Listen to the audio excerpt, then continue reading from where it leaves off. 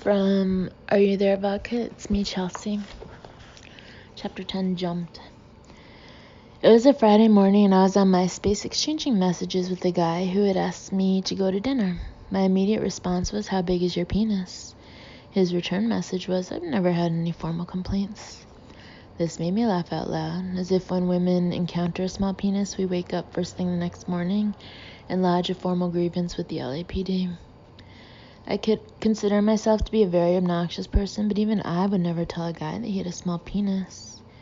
Men don't seem to understand that under no circumstances will we confront them on this issue. That would be on par with telling a girl she has a smelly vagina, which, by the way, is something I once told a woman, but only during a particularly disturbing massage. Most men would never tell a girl her Pikachu smells like a crab cake. It's just not done.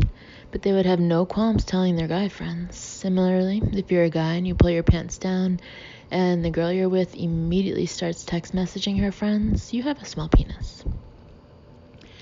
After I decided to never meet this person in public, I looked down at my gut. My body had really taken a turn for the worse, and the surprise party I was throwing for my 30th birthday was 3 weeks away. I knew I wasn't out and out fat, and I don't think anyone would have described me as a heifer, but there was definitely some toning up needed.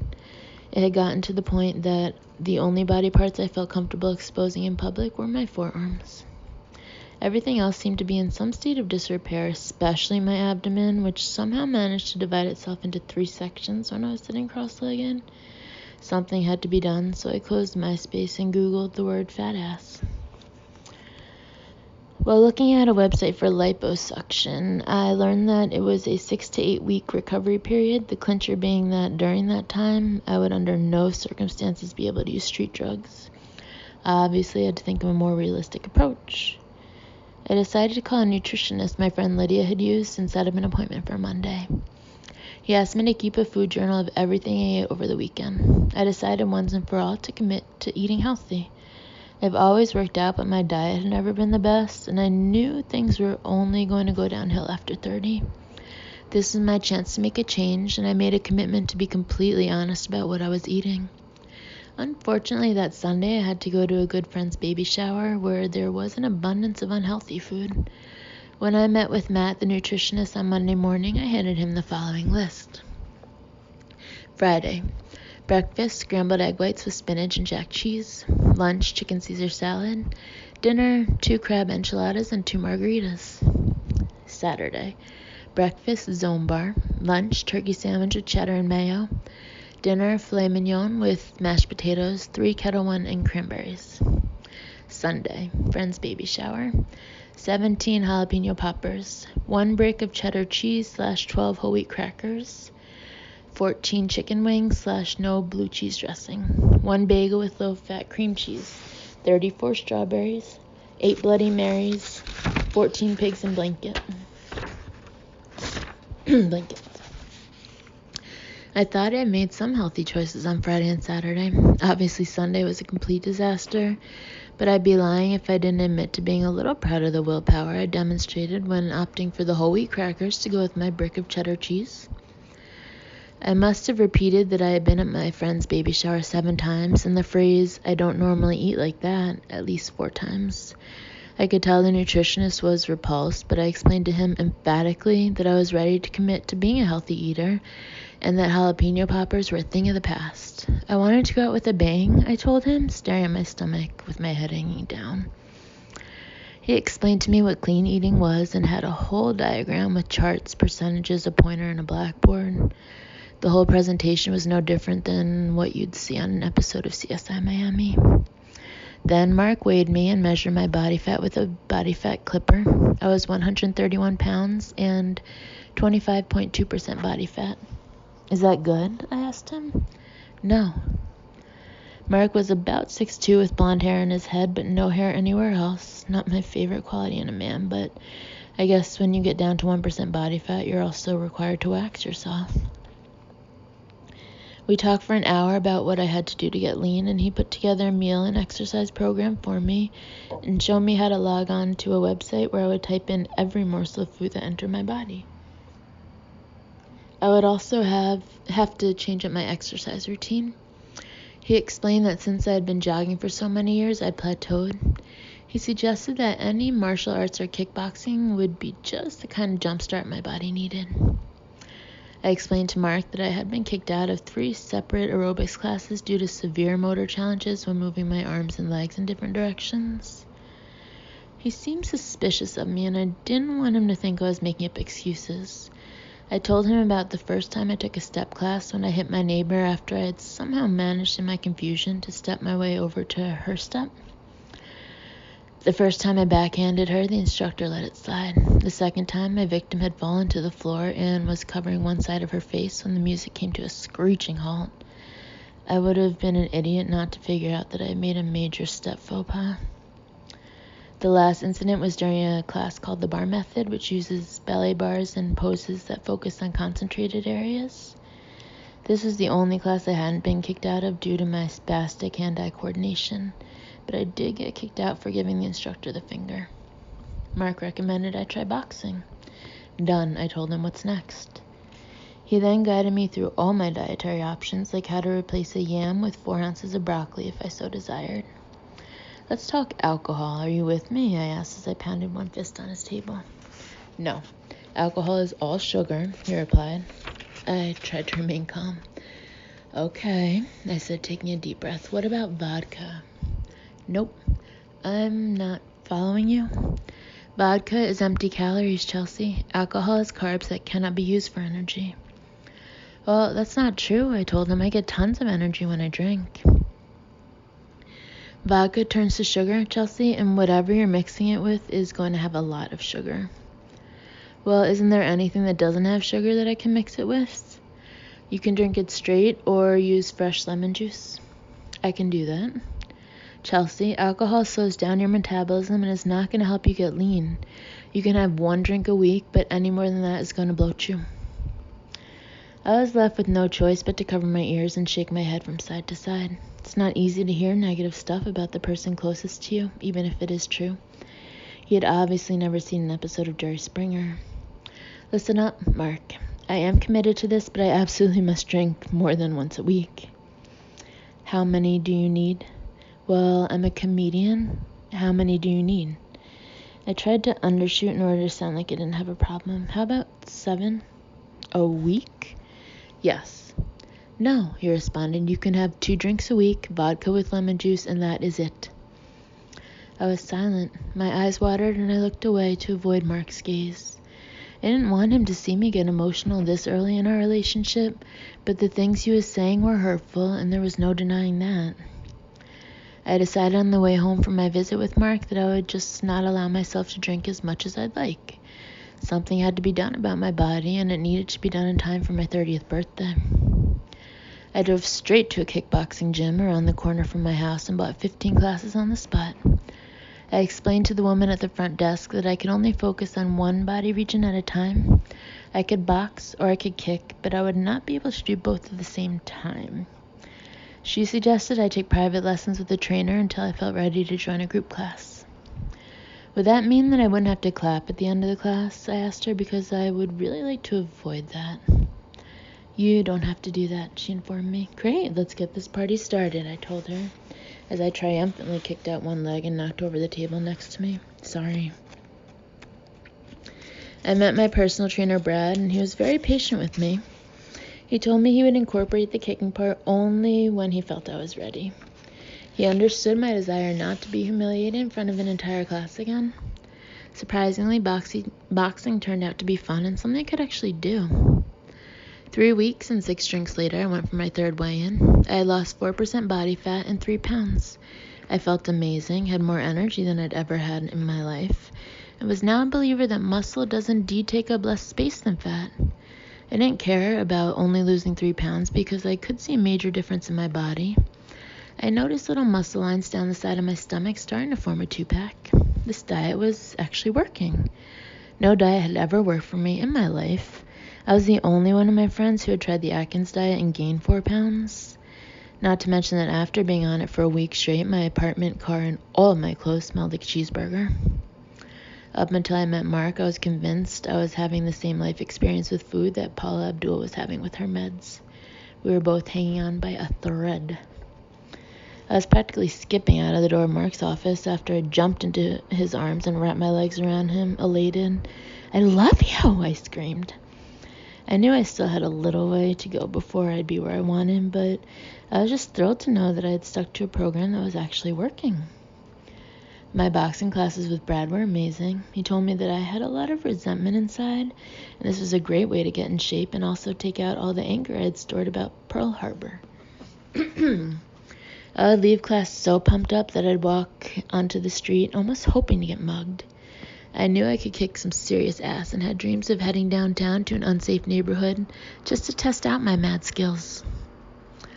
Once in my car after class, I called my sister, my mother, and Lydia to tell them the great news. After not one of those people answered their phone, I decided I would celebrate with a coffee from Starbucks. This was definitely a new me. Just weeks earlier, if I had cause to celebrate, I would have headed straight to the nearest California Pizza Kitchen and ordered 2 spinach and artichoke dips back to back.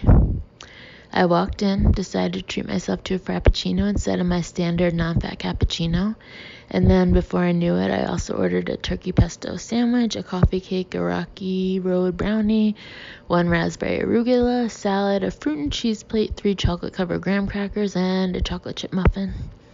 "Fuck it," I said to the Samoan woman working the counter. "I'm going to town." I gathered up all of my purchases and bounced right out to my car to head home. I got a picnic blanket out of my closet that I had inherited from my former roommate Camel Toe, spread it on the bed, and put on the lobster bib that came with it, and then got under the covers, turned on Lifetime, and dove headfirst into my Rocky Road brownie. After shoveling all my perishables down my trachea and on the heels of my 3rd chocolate-covered graham cracker, I decided I wanted to vacuum, which was disappointing since my apartment is covered in Spanish tile. Then I thought about masturbating, but remembered my vibrator was in the shop. I had a ridiculous amount of energy and needed an outlet for it.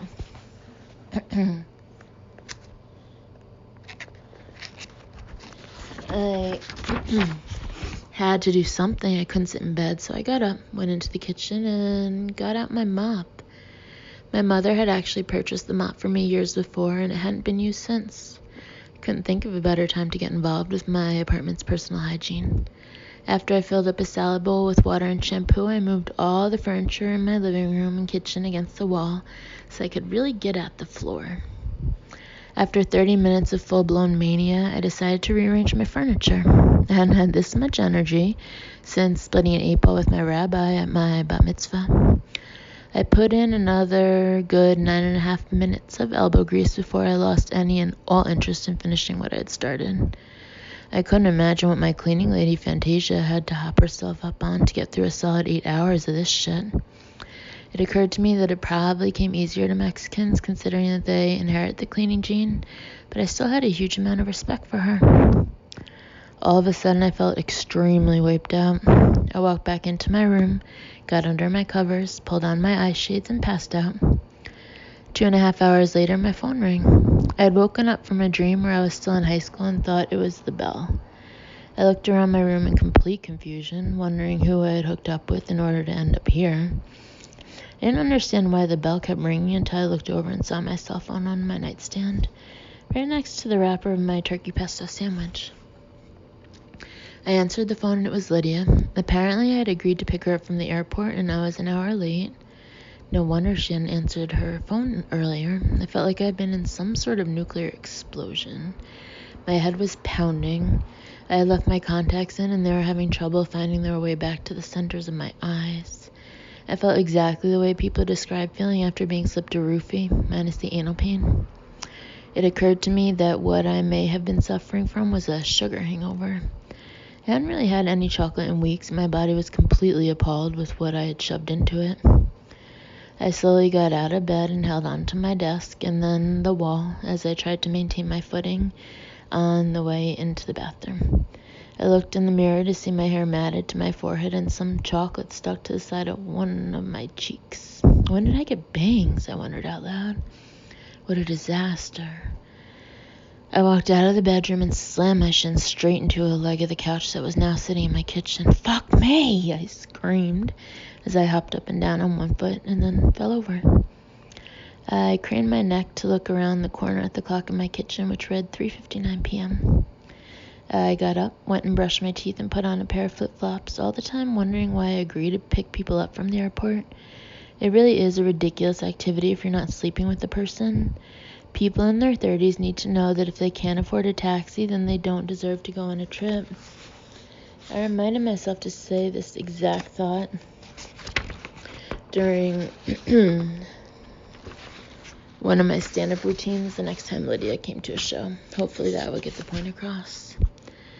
My vision still wasn't 20/20, but I hoped that it would clear up once I got outside.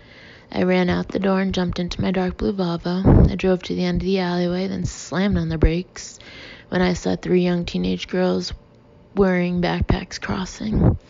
I couldn't have been going more than 5 miles per hour since the entrance to the street was only 100 feet from my space, but I'm sure I still scared the girls, so I lowered my window and leaned out. "I'm sorry, girls," I said as I waved. "Fuck you, cunt," one of the girls responded, while the other 2 girls gave me the finger. I couldn't believe my ears.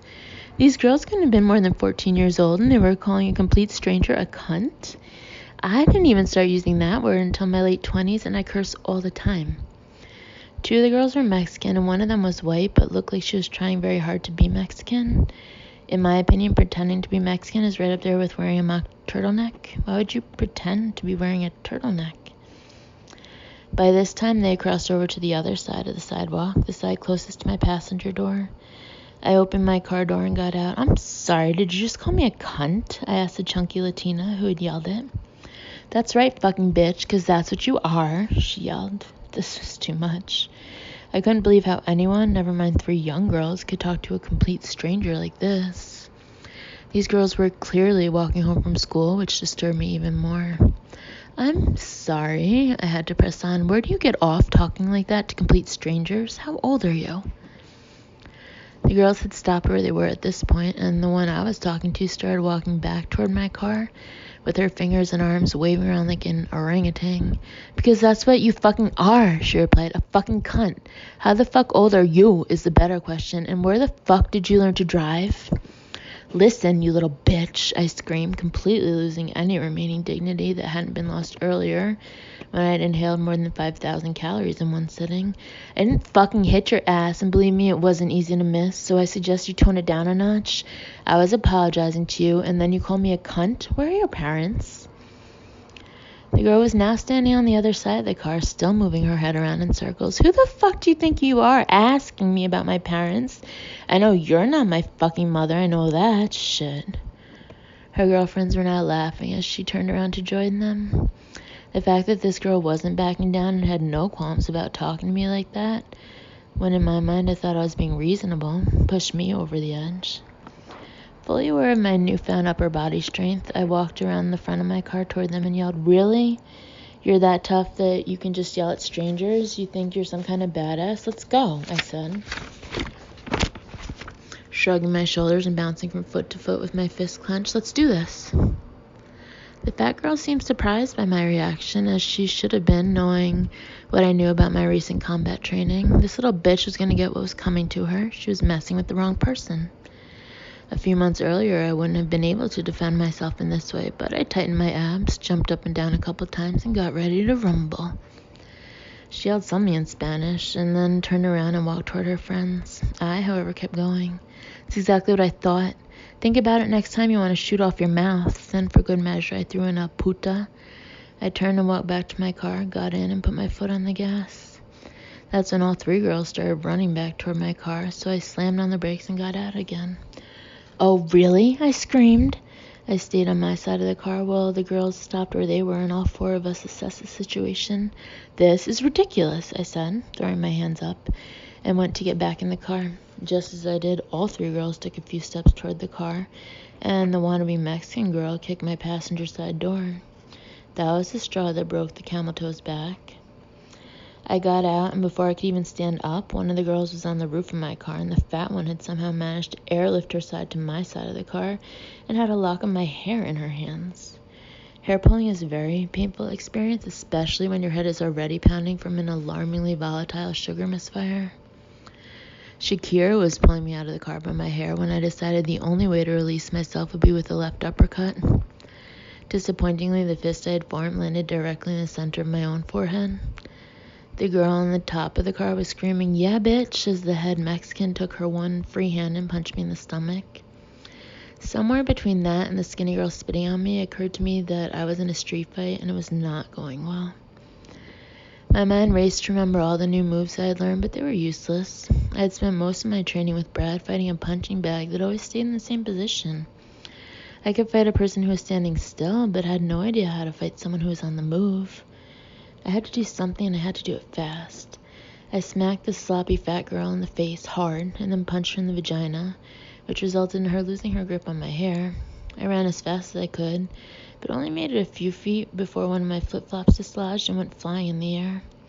I tripped and fell down, and just as I managed to get up and start running again, one of the girls kicked me in the ass, propelling me forward onto the pavement. Instinctively, I held both of my boobs together in order to cushion the fall. I scurried to my feet once more and ran down the street in the opposite direction, all the while hearing the girls screaming, "Stupid cunt!" 3 blocks away, I found a bush and dove into it. After catching my breath while trying not to make too much noise, a couple things crossed my mind. A, this was not at all how I had planned on spending my afternoon. B, my boxing classes had not paid off. And C, I had a burning sensation over my left eye. I don't specifically remember getting struck in the eye, but everything happened so fast there was a good chance that I'd taken a punch. It occurred to me that my brand new Volvo was also sitting in the alleyway with the driver's side door open and the keys in the ignition. Obviously that would be gone. Either the girls would have stolen it or someone else walking by would have stolen it. I didn't live in a bad neighborhood, but I knew that you didn't have a day like I was having and not get your car stolen. I was in a defeated state of mind and was feeling confused, not only about the direction my life had taken, but also about other things like Lisa Rinna's career and penguin birth. Once I realized my rollerblades were in my closet and that I could use them to ride to the Santa Monica PD to file a police report, I had a moment of elation, until I remembered that my knee pads and helmet were in the trunk of my car. I had never actually worn a helmet before, but not having it handy gave me the perfect excuse not to be caught rollerblading in public. Then I remembered Lydia. Fuck! I ran back to my car as though in a drill I had seen in the movie Sergeant Bilko, where the soldiers bounced in and out of camouflage in order to avoid being seen by the assailants. Surprisingly, my car was still idling with the door wide open and the key still in it. No Mexicans to be seen or heard for miles. I hopped in and carefully headed for the airport. My cell phone rang. It was Lydia. "Hello," I answered. "Are you coming or what?" "Yes, Lydia, I'm coming. I was jumped." "Huh?" "I said I was jumped." "Chelsea, what are you talking about? Jumped? You know, like taken down by 3 girls at the same time? I was in a brawl?" When I heard nothing on the other end, I said, "Lydia, do you copy?" "Chelsea, what the fuck are you talking about? Jumped? This isn't a Michael Jackson video." "I'll be there in 15 minutes and you'll see," I said as I hung up. Now I was pissed.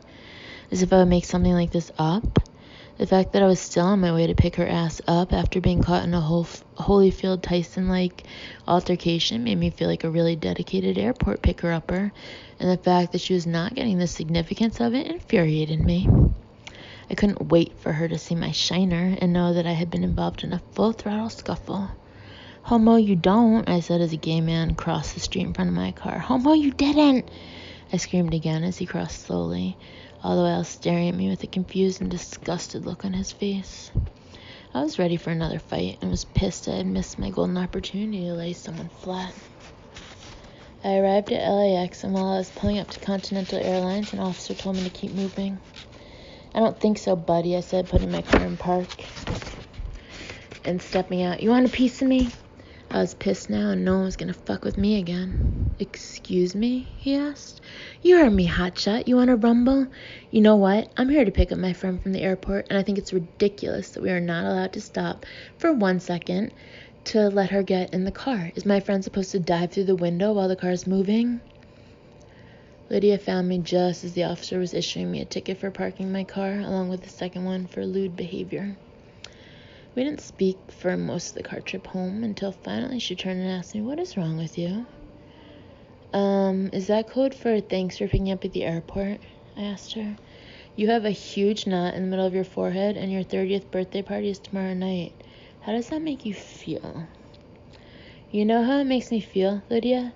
It makes me feel like I'm mad as hell, and I'm not going to take it anymore. Lydia sighed loudly. I awaited her response with bated breath. I'd finally taken a stand and knew for sure my friends would have to see it my way. Someone, perhaps a higher power, was clearly out to get me. Finally, without looking at me, she opened her mouth. Please take surface streets.